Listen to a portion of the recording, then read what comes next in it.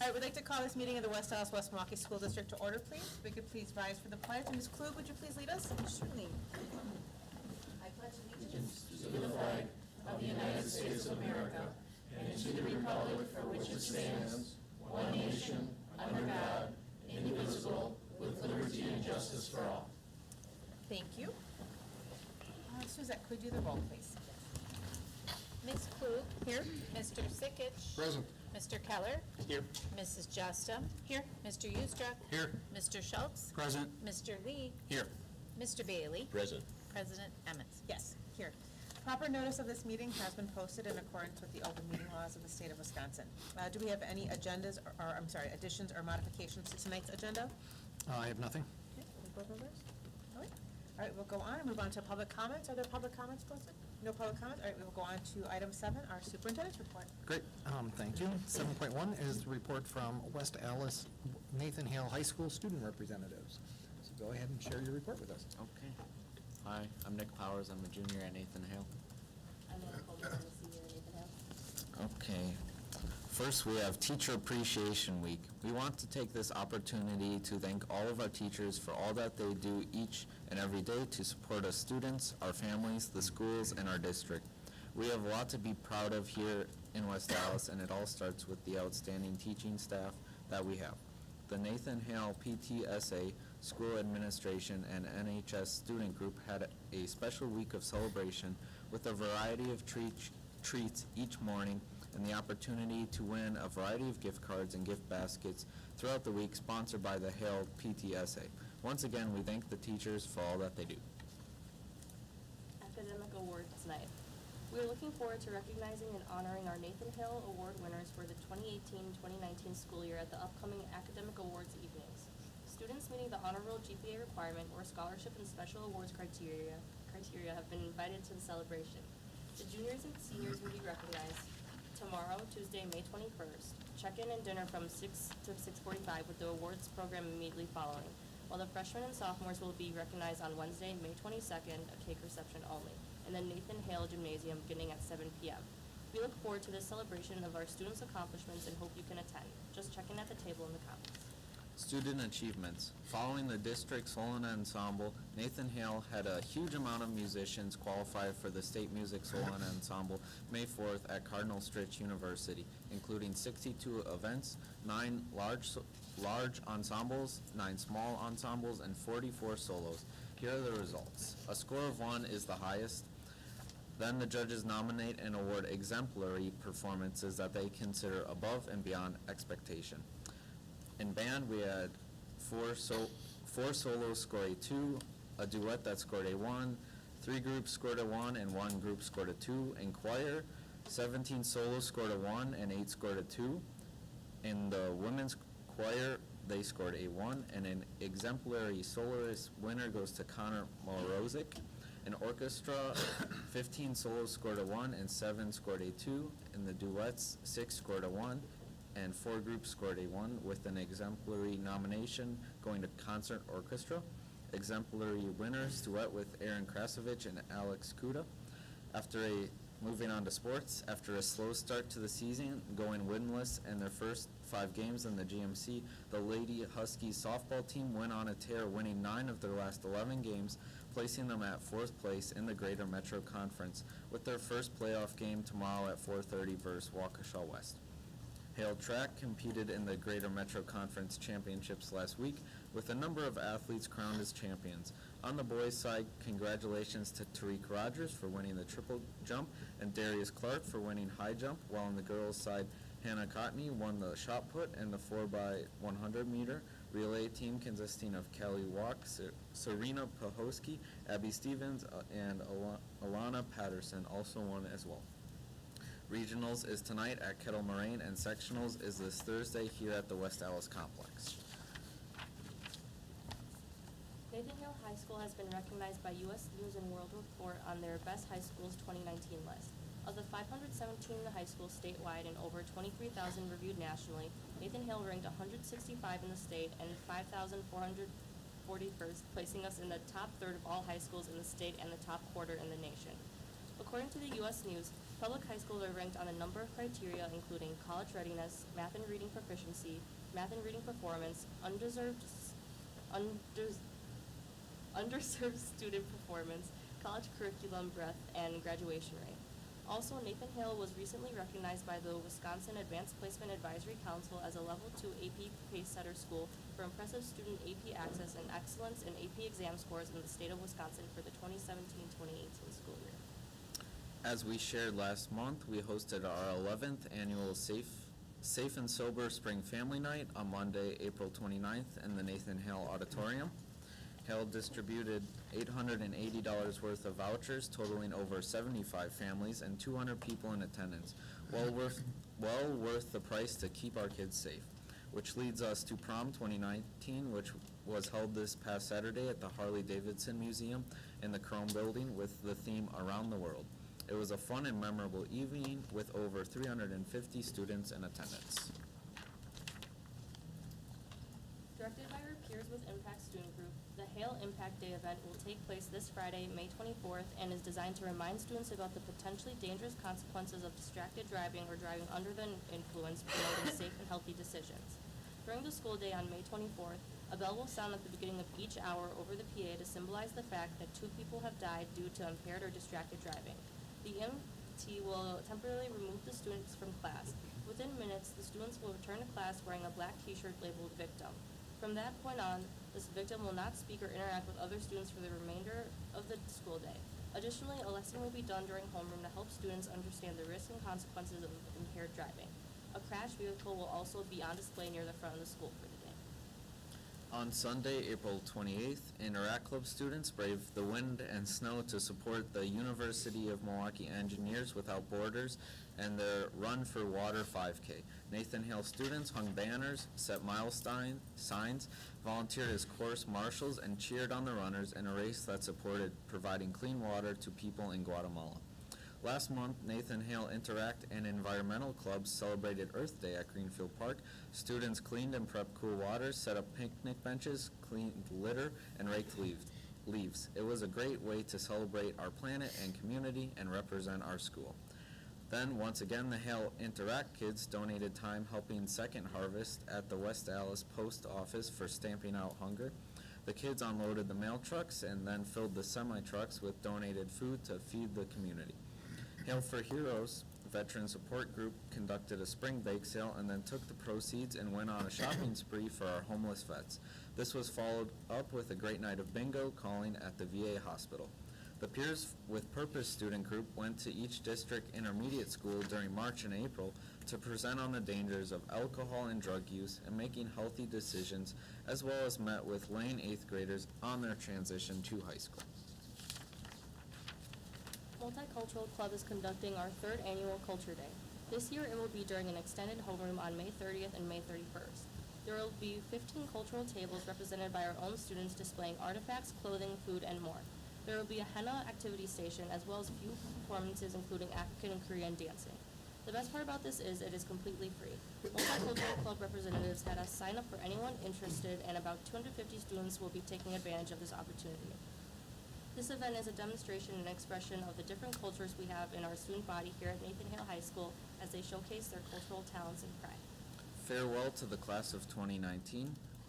The days are winding down for our graduating seniors as they close one chapter of their life and open another. We wish them much success as they move on from high school to pursue further degrees, enter the military, or move directly into the world of work.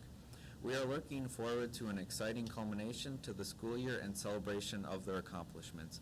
As a reminder, the graduation ceremony is scheduled for June 8th at 11 a.m. in the Nathan Hale Gymnasium. We look forward to seeing everyone at this special event in honor of our senior class of 2019, and we hope you can attend.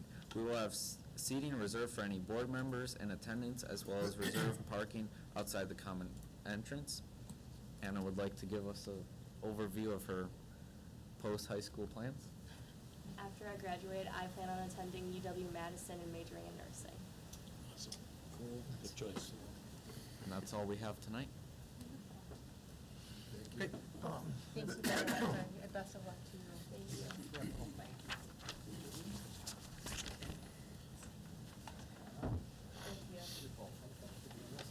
Thank Thanks. And of course, you're always welcome to stay, but I'm sure there's lots of end of the high school year that needs to be addressed, so if not, then have a great evening and a good rest of the school year, and good luck to you in the future. Thank you. Thanks. Thank you very See much. you next year. Good luck. All right, we will go on to 7.2. School showcase this evening is Mitchell Elementary School. And the whole team is here.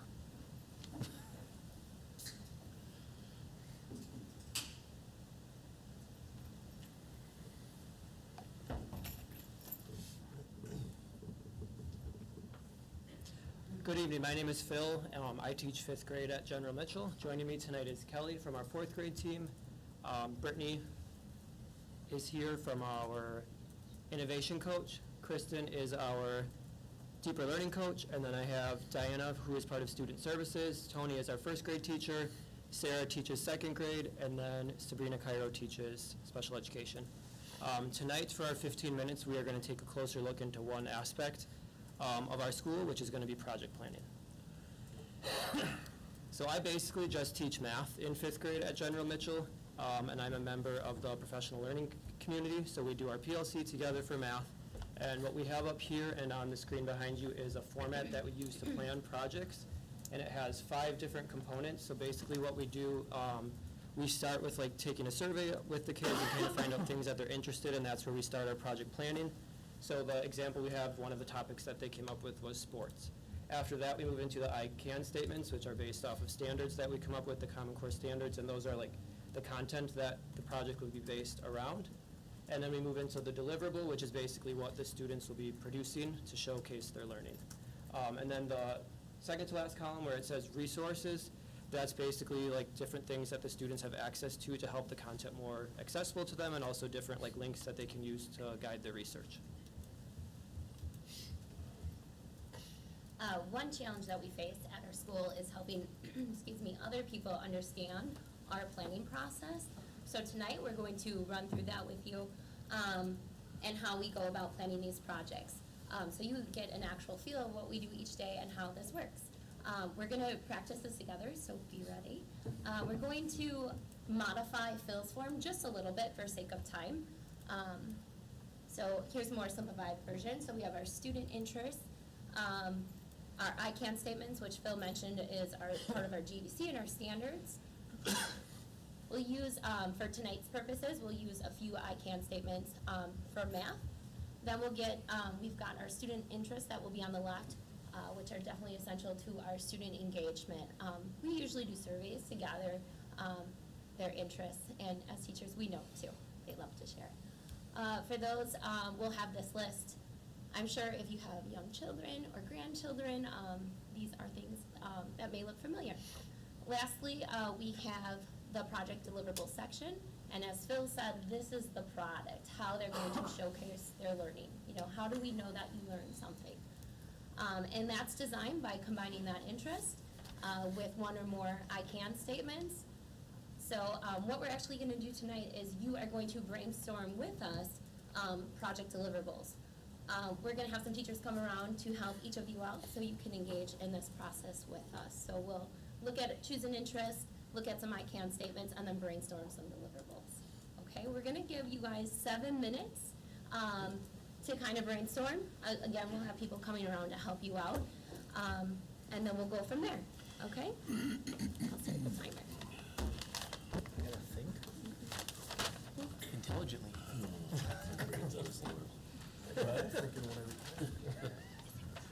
You accept? Oh. I'm Diana. We're going to be working with you today. Sarah. Nice to meet you. Diana. Nice to meet you. Okay. All right, what do we got? We have some slides for you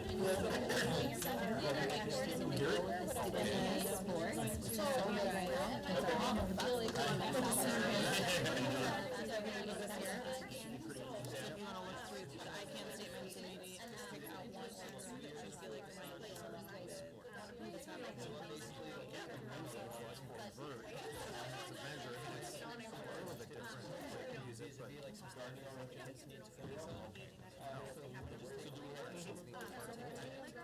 of things that the kids could do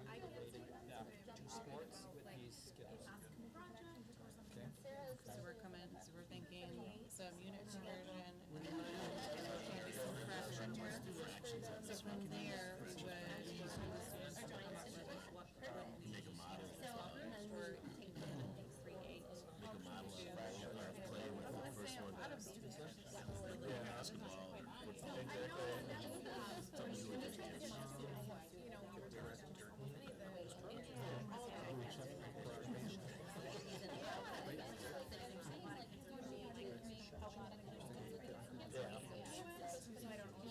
would be, the timing of that.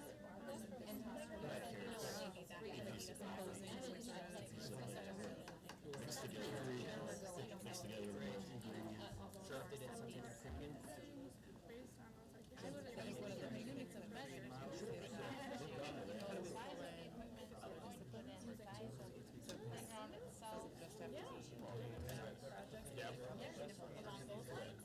This one, you find the diameter of the bowl.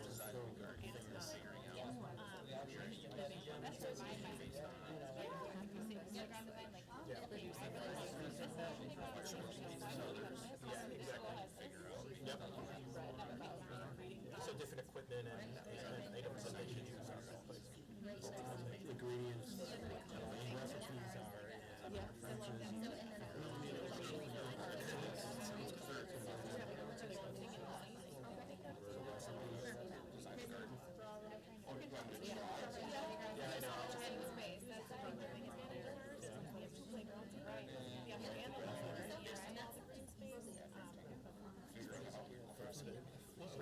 so many places have to have so many pieces of vegetables. One plate they make it down, say that she can do anything outside. I wish she wanted to do more things outside.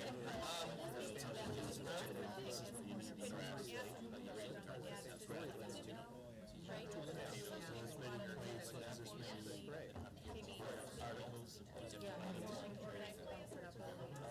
And if somebody eats.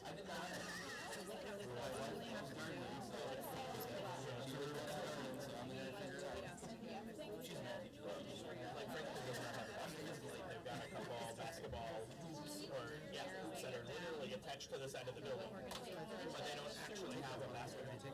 So that would be something.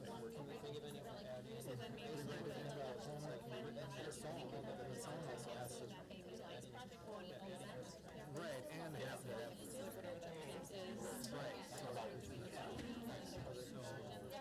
And I mean, even the area there, you're gonna need to know the right area for the basketball court, make sure the dimensions are correct.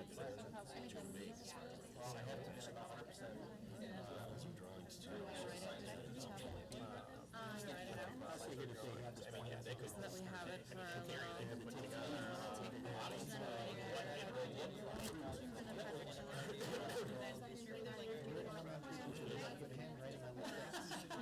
We wanted to show things like we went through, like 1 inch.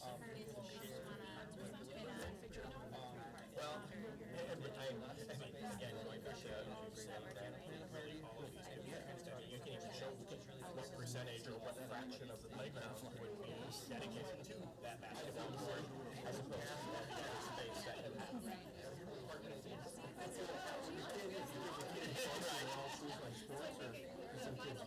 I don't know that I can figure that one out for a playground. That one.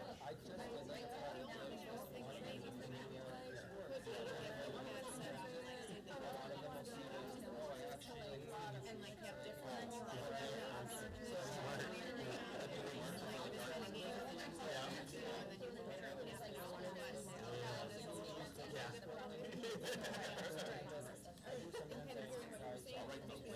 Would be like they would get together with the sales. And it's fun that we were just kind of talking through the meeting before we came. Or we were thinking about. That's good. And like how to say that they can. Yeah, I think as part of the presentation, they have a model to kind of show what it would look like and when they're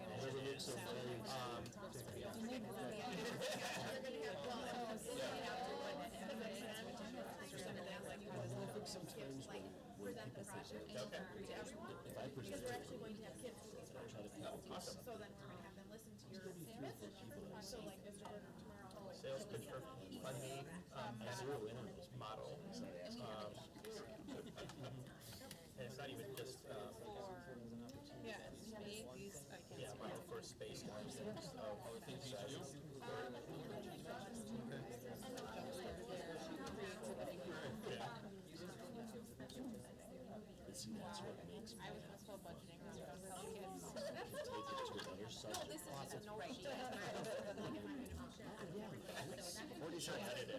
And I think the other thing, the other part of the sales pitch is some of the benefits that having basketball. So you have kids go through this process? So whether it's health benefits, whether it's just being able to make better use of their time, any number of things.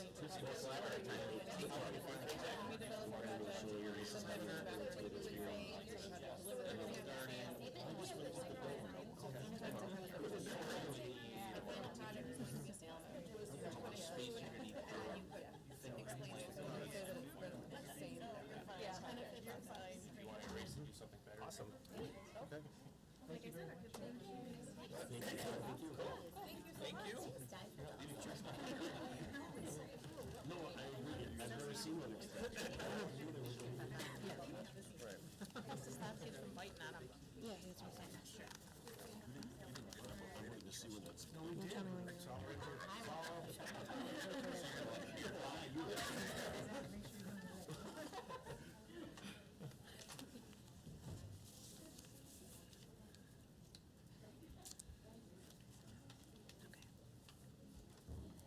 I hear an alarm. Is there an alarm?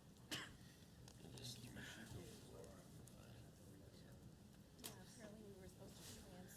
Okay, so now we are actually going to do a project pitch. So you will have 1 minute to state your I can statement, the student interest, and then the project deliverable that you came up with. And we're going to go around and videotape your project pitch. But just remember, you have 1 minute, so we want to keep it pretty brief. But we're just going to go around and we will start over there. And I'll have a timer on my phone in case we get a little too close and I can give you a little warning. So we'll start over there.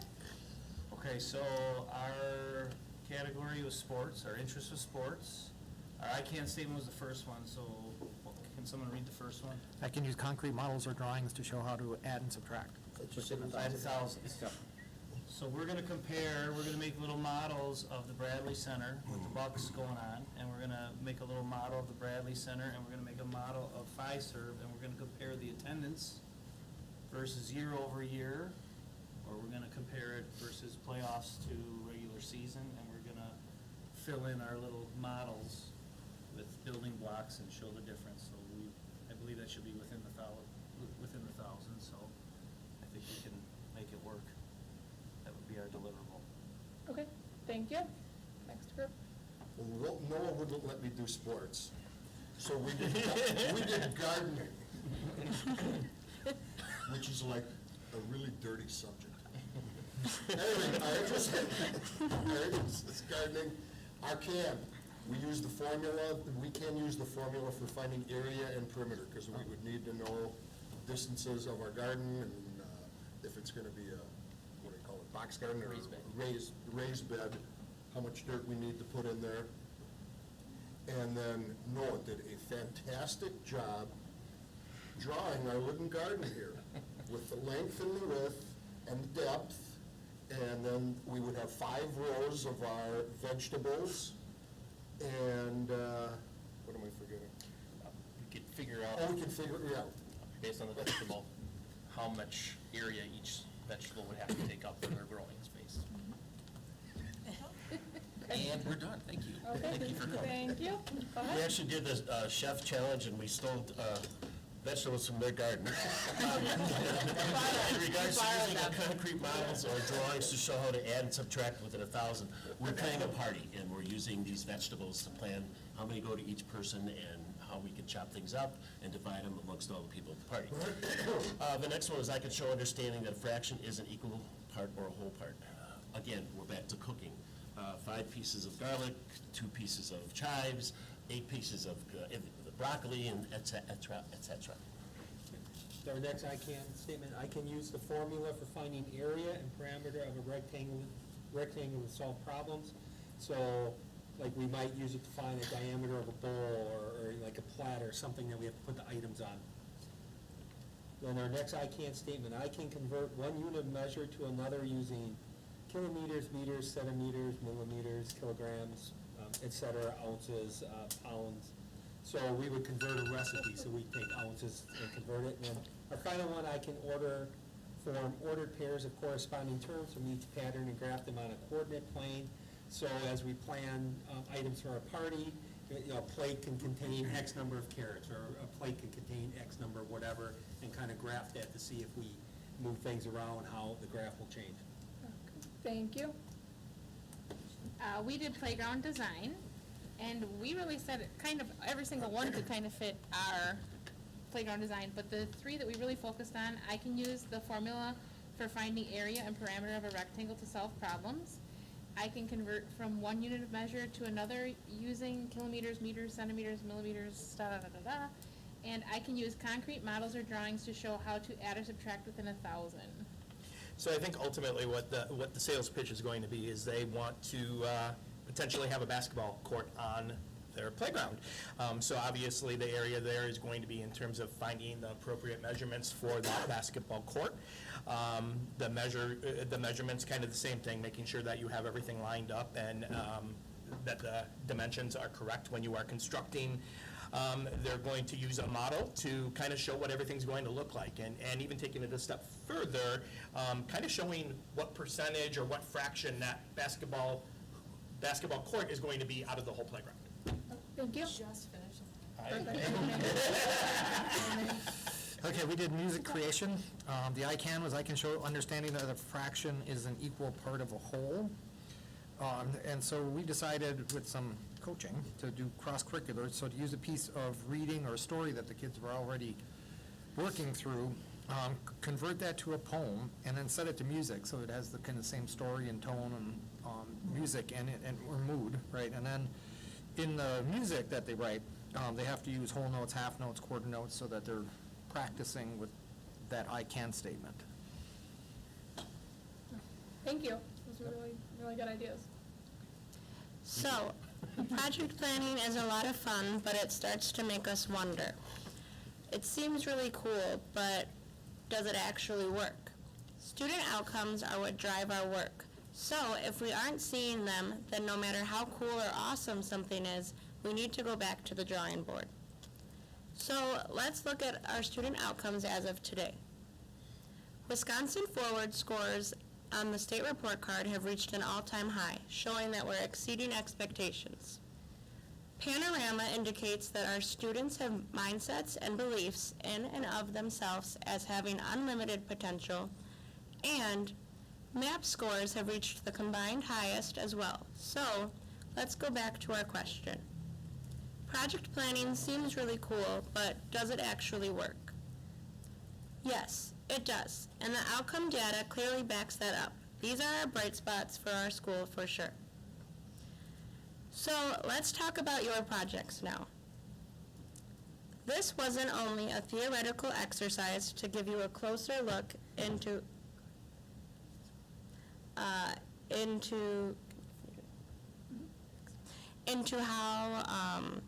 like our planning, but it was an actual authentic planning session to back that up. And to back that up, we have posted your 1-minute project pitches to our school Facebook page. Which you probably be able to log into, right? Okay, great. Did we have to sign a waiver or something? The students are, just some technical difficulties, okay. The students are already watching your videos because tomorrow we're going to actually start those projects. If you'd like to get involved in one of the projects that you helped design or one of the other projects that were pitched today, let us know, because the fun kicks off at 8:30 a.m. at General Mitchell, not just tomorrow, but every day. Thank you.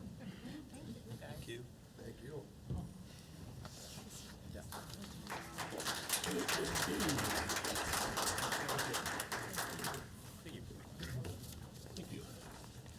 Thank you. Thank you very much. Thank you. Thank you. Okay, we'll go on to the legislative update, that's 7.3. A few things. The Joint Finance Committee plans to vote on the K-12 education portion of the state budget on Thursday, May 23rd. Governor Evers' budget priorities, including the proposed $1.4 billion increase for K-12 education would require revenue generated by the proposed Medicaid expansion, the proposed cap on the manufacturing and agriculture tax credit, and the proposed limitation on the exclusion for non-farm capital gains. However, the first motion adopted by the JFC on May 9th removed those three items and 128 others from budget consideration, leaving an enormous divide between Governor Evers and the GOP on K-12 funding and other budget needs. So capital sources have indicated that GOP members of the Joint Finance Committee tentatively plan to support increasing K-12 funding by about $450 to $500 million.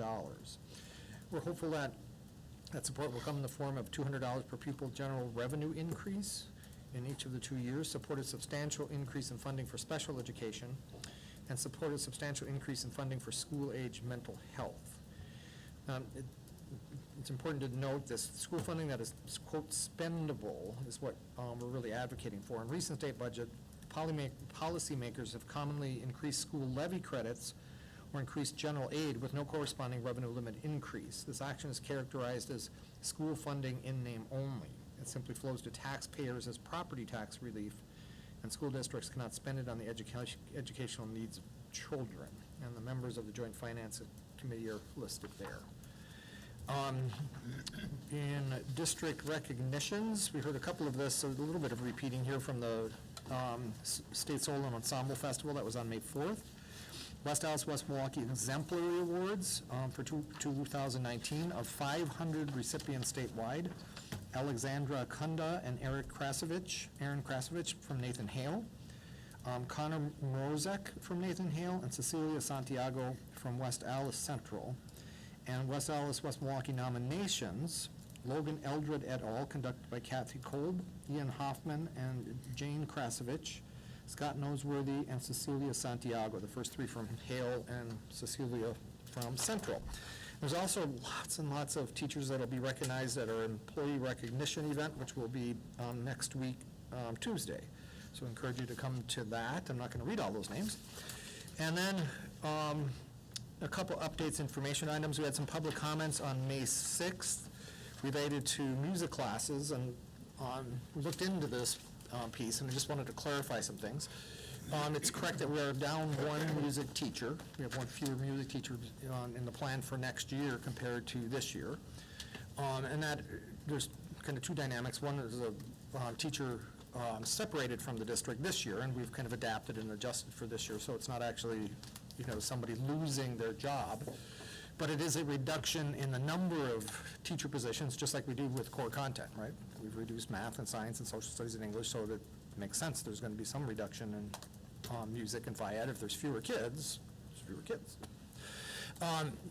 The other part of what you heard was some advocacy around music theory. Only 12 students signed up for it, and we try hard not to run sections of 12. We try to get to at least to 20 in high schools, because if you're running a section of 12, and you could have something else running that had 30 students in it, well, there's 18 students that have to go somewhere else because we've got 12 kids in one room. And if you think back to the priority setting you did in the budget, it was compensation, class size, right? So in terms of, are we going to focus on the priorities? And the other piece that our teachers can work up to 1,800 minutes. And Jeff Boylan did the analysis. All of the music teachers next year are planned at under 1,600, so there still is some room within their schedules. So we think you never want to reduce or take things away from kids, but the reality is fiscal stability is one of the building blocks of the strategic plan, and that's really what this is about. So I just wanted to give you a little more detail on that. And then a couple other just little notes. First, a shout out and thanks to our PTAs, our PTA parents, the PTA council. They did the awards banquet last week, Friday, at the Pettit National Ice Center. It was great, and they did a really nice job. Title I Schools of Recognition. Longfellow, Pershing, and FLW, so I ran to Madison today to be a part of that ceremony. It's in the big rotunda where all the schools across the state are getting recognized. So, and all three principals sent teachers to pick up the recognition, which I thought was kind of cool. I liked it. And then also last week, I went to the Madison Living Student Wax Museum. That was quite an experience. I loved it. So the kids, it was a project similar to what, Mitchell was sharing. So they'd worked on a person of influence, or a person that was a pioneer to them. So that's where they get their kind of the interest side of it. They had to do the research, so this was a lot of the research, I can statements, and how do you, writing, and built a little poster board, and then they wrote a little monologue and had to come to life as the person. The costumes were incredible, so I'm guessing mothers the night before were up really late because they really looked sharp. So, and then you had every poster had a little button. You had to push a button to make the kid go. They're supposed to be still. They weren't great at being still. But a couple of them, Jackie Robinson really could freeze himself well. Elvis could freeze himself in a pose. I met Barack Obama and talked to Oprah Winfrey. So I recorded a bunch of things, and I just really wanted to shout out there too. And like we've been reporting, when schools do exhibitions or students are doing exhibitions, the rooms are filled with parents, and it was packed. And it was at the West Allis Public Library. So not only was this going public with the work, but it's now going public in a new space, right? So even that kind of ramps up the expectation. So it was a really cool experience, and I just wanted to share that. And that concludes the superintendent's report. Thank you very much. All right, we will move on to item 8, Board President's Report. Taking a look at the board calendar. So tonight, Monday, May 20th, we have a regular Board of Education meeting, and immediately following, we have a board development workshop with Drew. On Tuesday, May 28th, is our employee recognition reception, which is held at the banquet hall at New Berlin Hills Golf Course, and that is from 4 to 7, and the awards will be at 5:30. On Thursday, June 6th, at 7 p.m., is the Dotke graduation ceremony. On Saturday, June 8th, at 11 a.m. is the West Allis Nathan Hale High School graduation ceremony, and at 3 p.m. is West Allis Central High School's graduation ceremony. And then on Monday, June 10th, starting at 6 p.m. is a regular Board of Education meeting. And then immediately following, we have 2 workshops on the elementary report card and grading practices, and the proposed 1920 budget and preliminary tax levy number 2. All right, let's just go on to these other items quick, and then we'll open up for board updates. So just to confirm, last time, and we had this on here just because we wanted to put this into the open minutes, but that Dan Bailey will be our CISA 1 delegate for the coming year. So we'll move forward with that. I believe the next meeting is tomorrow. So Dan has gratefully accepted that position and will continue to fulfill that for us. Thank you. And then Thanks, Dan. we had, at the last meeting, we had decided as a board that we were going to request the paperwork to determine, to possibly submit for seeking a position on the Board of Control at CISA. So we did request that paperwork, and we've not submitted it. So we will pursue that at a later date if we feel that that is the appropriate thing for us to do. It just wasn't the right thing based on the paperwork and what they were looking for. So, any of the board members have any public updates or community updates? Jeff? Not a community update, but an invitation to all the board members here from the West Allis, West Milwaukee Monogram Club. Next Tuesday, the 28th, we are doing our scholarship award dinner, and that's at Steakhouse 100 on 73rd and Greenfield. And it starts at 6 o'clock. We are giving 3... I think it's Wednesday, right? It's Wednesday. 29th, my bad. Okay. 29th. Right. 28th is our district. Yeah. Right. Yes, it's 29th. We are giving 3 $1,000 scholarships to student athletes at each high school, so a total of 6. Awesome. The only little caveat there is if you can RSVP me by Friday, so I can contact the restaurant. Great, thank you. And thank you to Monogram Club for the scholarships. Yes. That's fantastic. Bill? I just wanted to say with the Mitchell showcase, because we didn't really get to say anything to them after they were done, but I thought that was fantastic, a nice job. All the teachers that showed up. Mitchell definitely has a special place in my heart. I went there, my kids go there, so I see a lot of great things happening over there, and thank you very much. And I really enjoyed it, and I'm looking forward to see what the kids do. So it was a really nice job. Is that a swing named after you? Yeah, I might have a tire or something. Oh, they don't have those over there. Those are too dangerous. Right. Dan? Yeah, I'd like to compliment a few of the teachers over at Mitchell, and they actually took the time out during the basketball season to watch some of their kids play basketball. And to me, that's going like the extra 110%. So those teachers know who they are, and I appreciate them taking a look and going beyond what the norm is for a teacher. So thank you. Let us know. Yeah, on May 15th, I attended the West Southwest Milwaukee Opioid Task Force meeting. And it was the meeting where all the high schools presented like the projects that they did or would be doing throughout the year. We heard about some of them from Nathan Hale, the Safe and Sober Prom, the distracted driving, things that they're doing at the high school with the bell and then taking someone out that has died from distracted driving. So it was a really great presentation. It was held at the location where Shared Journeys is located. That's where the meeting was at. And I just wanted to mention also, this is the 10th year of the funding for the West Dallas Milwaukee Opioid Task Force, and they are actually going to be losing their funding in September. So if anyone out there hears about funding they might be able to use, please reach out to me. I'm meeting with Tammy, who is the director right now, on June 4th to discuss kind of how things should go moving forward. Great, thank you. Heather? I was able to attend Jefferson's and concert last week, and then West Milwaukee's right after, so I had a full night of music, but both groups did a wonderful job, and Jefferson was packed to the gills. We were standing in the hall watching, but the children did a wonderful job. And then also this Thursday and Friday is the rummage sale at Franklin Fieldhouse for the adult program through the rec department, 8 to 4, and they always have great stuff. Thank you. All right, thank you for all those updates. Okay, we will then go on to the consent agenda. We've got 4 items. Item 9.1, the approval of minutes from the May 6, 2019 regular Board of Education meeting and the May 8th, 2019 special meeting. Item 9.2, the employment summary. Item 9.3, the supplementary contracts. And item 9.4, the financial summary. Does anyone need anything separated? If not, we would look for a motion. So moved. Second. It's been moved and seconded. Any additional comments or questions? Not all those in favor say aye. Aye. Opposed? All right, those go on. We'll then move on to our action items. Item 10.1, the approval of the CISA 1 contract for 2019 and 2020. So this is an annual item. We bring forward a contract for CISA services. And these are the kinds of things that we don't offer ourselves, or we don't have enough need to offer it. So the school district's contract with CISA, and Deidre can answer any specific questions, but it's very similar to the current contract we have for this year.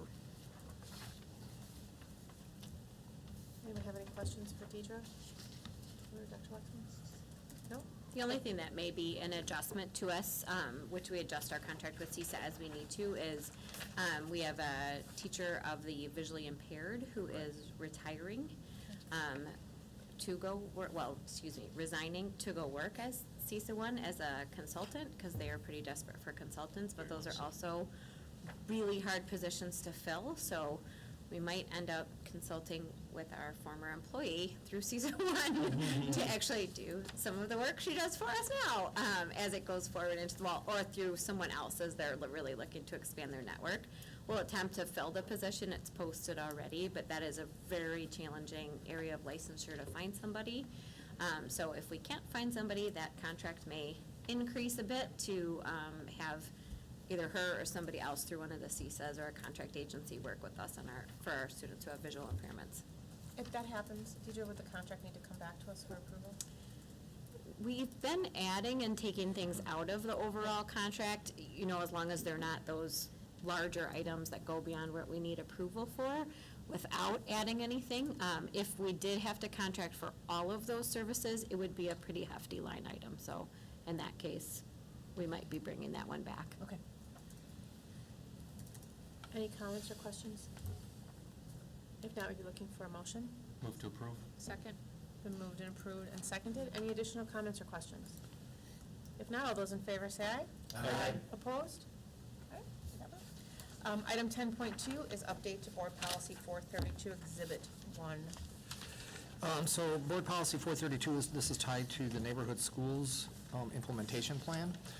And in the original design of this, the big team that met for weeks and weeks created language where if a family moves, the student can finish the current school year and then would move to the new neighborhood school, right?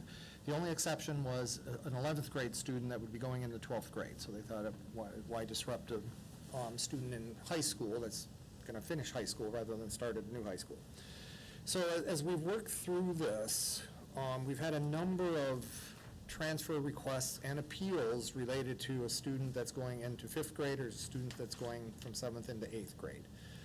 And reflecting on this, we think it does not make sense, that it wasn't thought through completely in terms of the impact on kids. So if you get a kid that's started in K-4, their parents decide to move when the kid's in 4th grade, and suddenly they have to go to a new school.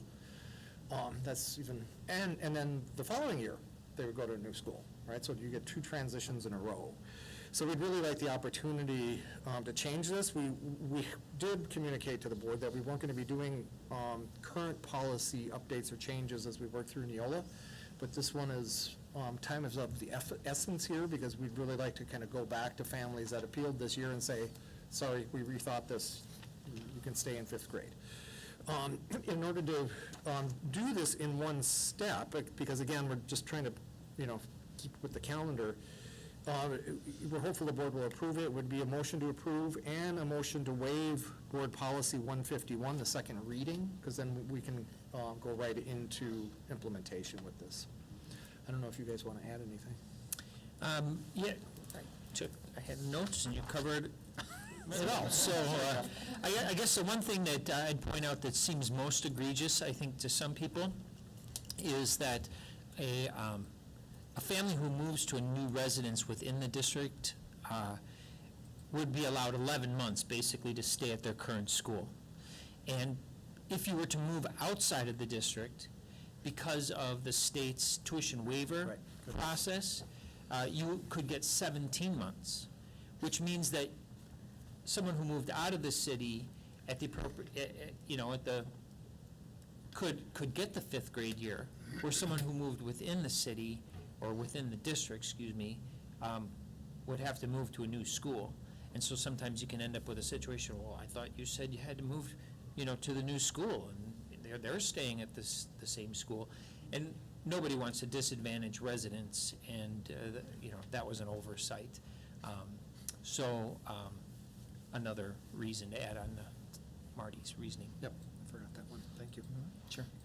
Just a couple of questions. So, what happens in an instance where the school that the child is at, where they say they're having behavioral problems or there aren't adequate services for that student, but the new school would have that? Would you try to encourage the parents that this might be a better fit, even if it is a 2-year transition year, rather than just because you live in the district, you're in 4th, you're going in 5th, or you're in 7th, going in 8th, that you should automatically get to stay there if it's not a...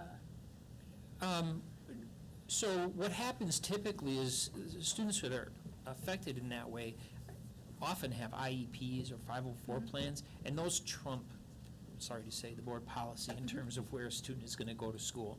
So it ensures that a student with a disability is going to be at a school regardless of this policy that can meet his needs or her needs. So I think that's covered in those and documents. This wouldn't require families to stay in their current school. Right. If they decided that, it's worth it for us to go to the new school for 1 year, they still have that option. Yes. What about, so I guess I understand the rationale behind it, but if they were to move to that elementary school for that last year, that's also going to potentially get them acclimated to some of the kids that they will then be going to middle school with. And that's taking a year away from that. So then those kids are looking at a situation where they're going to be learning all new kids and a new school all at the same time. So I guess that's one of the concerns I have is, if you're moving, you kind of have that opportunity to eliminate one of those steps early. Yeah, I think Marty said it really well. It is not a requirement, it is an option. In fact, when we work with families now who move, I always say to them, you have a choice. You can continue at your current school, if that's what's best, and go to your neighborhood school next year, or go to your neighborhood school immediately. You can always attend your neighborhood school. That's where some people would have more of options depending upon where they moved. I guess one last question. Do we have situations where kids might have been at that school for just a year, and that now this is going to change? Because I understand somebody who's been at a school from 4K on, but if for whatever reason they just moved and they've been there for 4th grade, it's not really the same dynamic.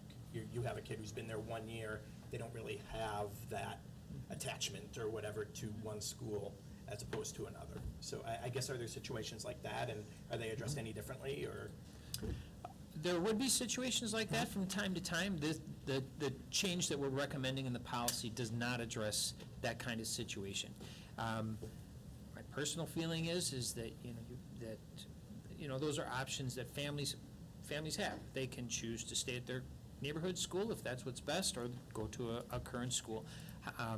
The policy does not address how long you've been at a school and then when something kicks in, except for maybe the grandfathering clause starting in 16, 17, and that kind of thing. You can stay at your current school until you move to your next grade level, intermediate, or elementary to intermediate, or intermediate to high school.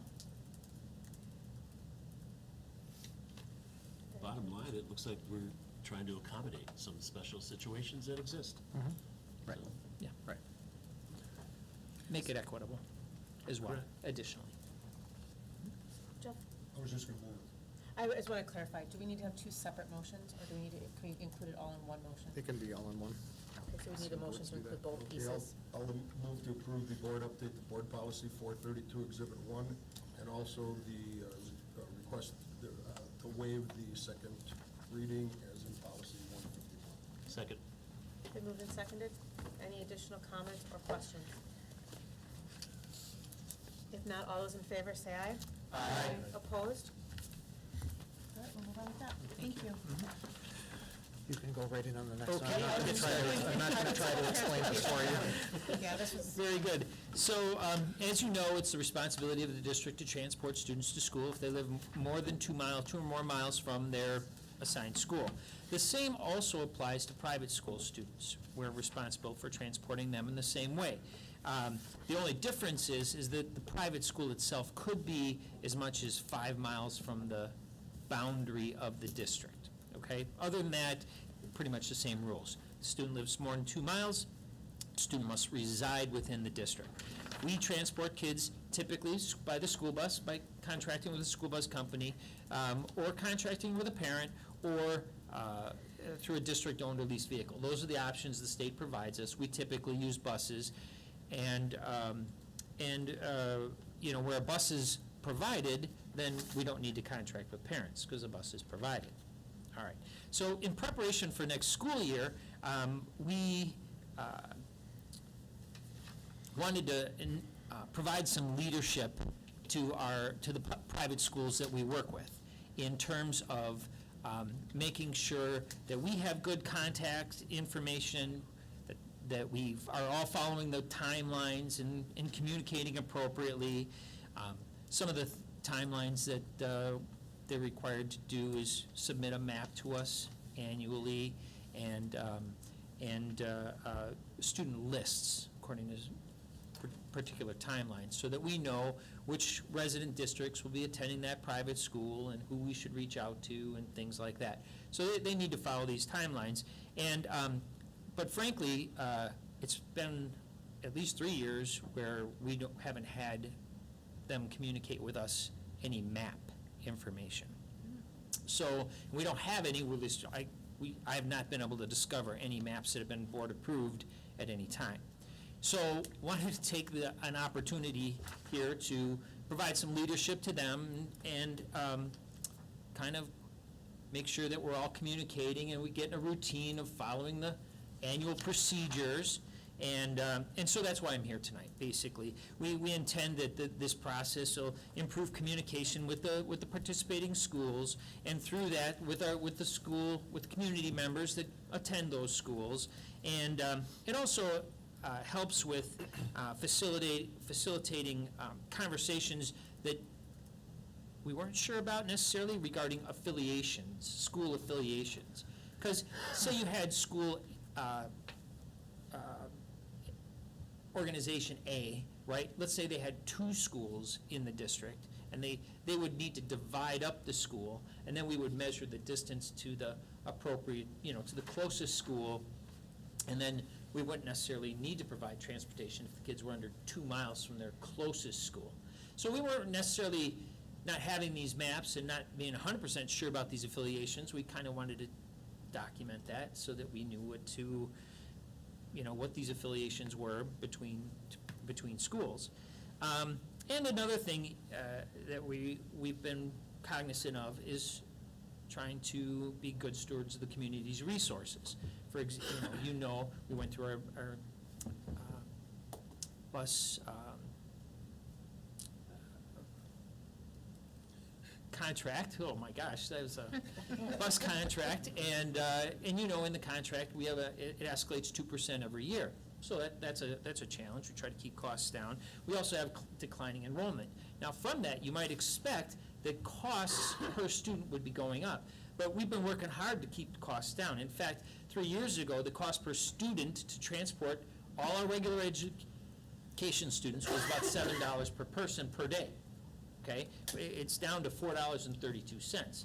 Basically, by kind of keeping an eye on things, improving our processes and things like that. Another way we've improved is we used our current buses that are contracted and found that we could actually transport kids to both St. Matthias and to Holy Apostles within the routes that we have. So that meant there's 2 schools, 47 kids who attend those schools that we would never have to pay anything for. There are not 47 taking advantage of the opportunity, but because we provide transportation to those schools, we don't need to, reimburse families or other things like that, and that costs us nothing. So it was just a routing thing, saved us $36,000, or potentially, if everybody on that would have taken advantage of it. So, and lastly, this process, and having a good process in place, helps us with budgeting. 2017-18, we paid out about $160,000 in reimbursing families for transportation to these private schools, and this year it will not be more than 92. So we have all our contracts out. If everybody takes advantage of the contract that they've signed and returns the appropriate information, it will not be more than 92,000. So that's another $68,000 worth of savings. So some of this is just process-oriented. Going forward, you will not see this every year, just if there's changes, and then you'll see something come by you again. But we had a very difficult time putting our hands on these maps. It is part of the process. We want to have things in place so that we can facilitate the appropriate communication and discussions amongst these private schools. So that is why we are recommending that you approve the maps. I should say maybe that the process was we reached out to the schools, we asked them to deliver us a map. We did say what we thought what affiliations might be there, and then they responded to us, oh, no, we're not affiliated with this one or that one, and then provided some documentation to that effect.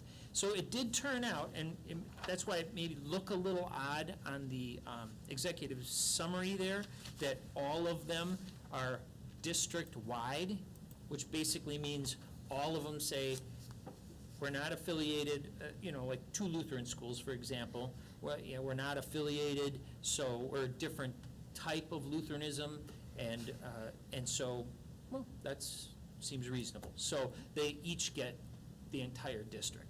So, but if anybody was to come in, a new school, then we would at least be in a place where we could facilitate a conversation and see if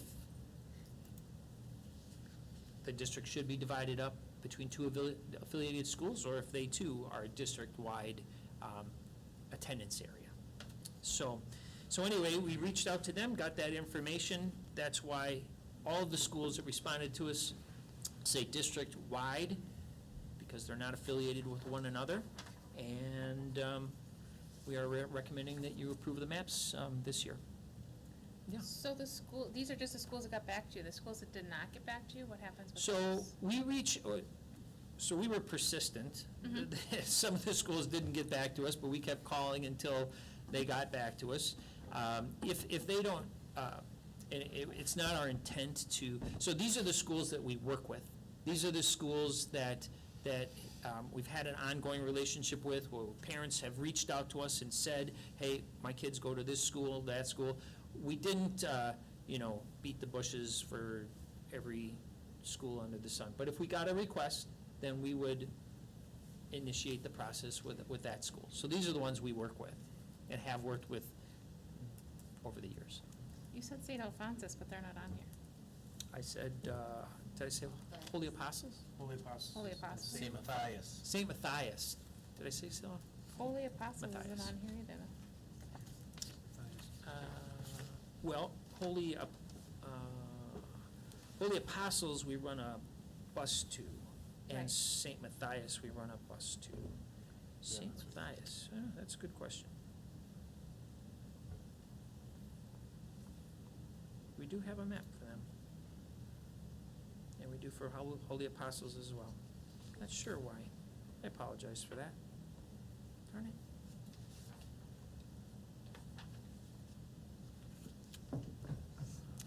We do have a map for them, so I don't know. I'm gonna have Do to we figure need that to out. add those on, or would Yeah, it be separate? yeah, we would need to have them added before we I could approve it. apologize. Okay. So, Gary, did you have a specific question? Yeah, just a quick question. Mhm. You kind of touched on it. So if, during the course of this inquiry, if a school that's not listed on there, if a family comes forward, what's the process for getting that student transportation?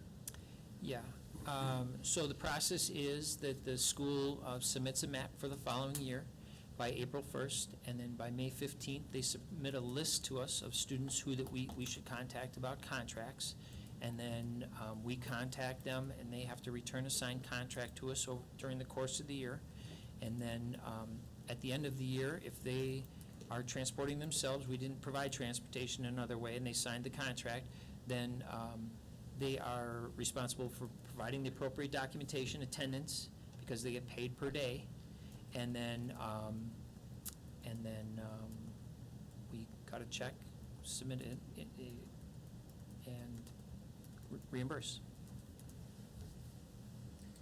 Along that lines, I would assume then if a new school came up, you would contact the bus company and say, hey, if we're gonna do a bus transportation, you would see if it would fit into one of our routes that we already have, so it's not incurring additional cost, right? Of course.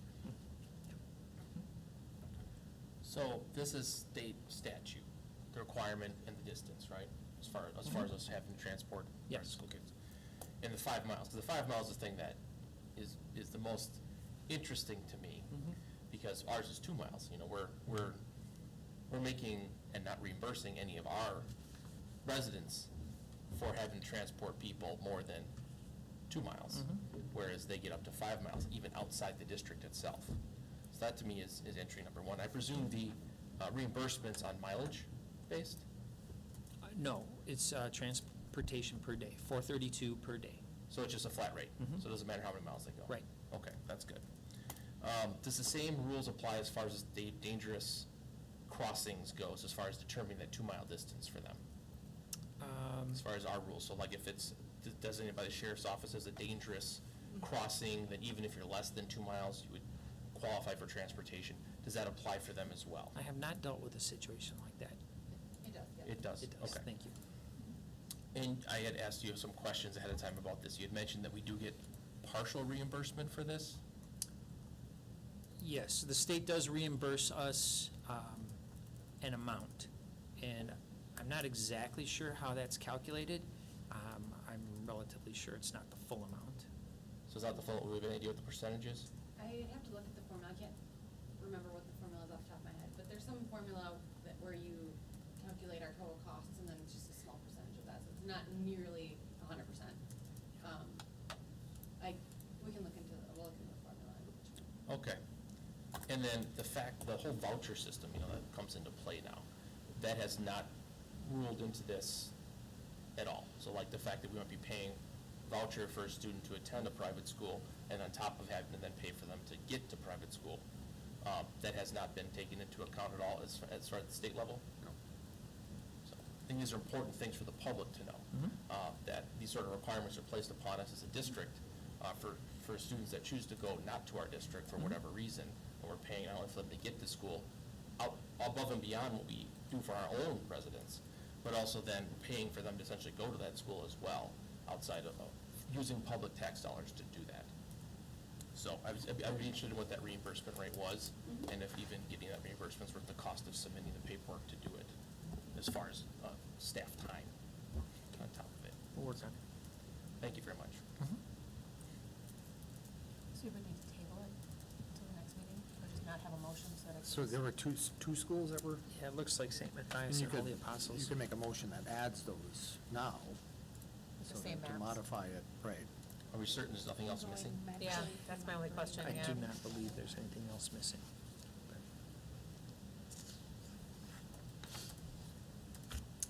So St. Matthias, and- Holy Apostles.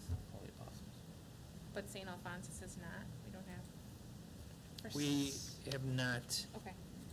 they are not someone that we have had anybody reimbursed or someone who, a school that has contacted us in any way regarding transportation.